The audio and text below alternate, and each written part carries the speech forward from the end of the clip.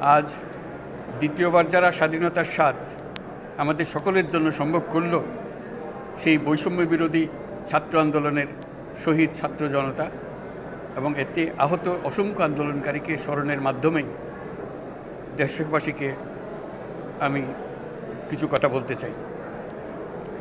তাদের দুঃসাহসিক আত্মত্যাগ, সাহস ও সারা দেশকে ঐক্যবদ্ধ করার বিনিময়ে ছাড়া এই স্বাধীনতা অর্জন কখনোই সম্ভব হতো না।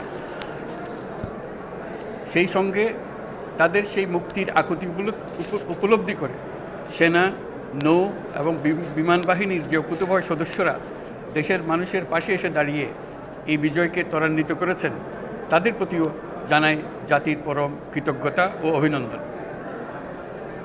ছাত্র জনতার অভ্যুত্থানে আমাদের দ্বিতীয় স্বাধীনতা অর্জন উৎসবের মুহূর্তে এই স্বাধীনতাকে নস্যাৎ করার জন্য ষড়যন্ত্রকারীরা দেশে একটা অরাজকতার ও ভীতির পরিবেশ সৃষ্টি করেছে।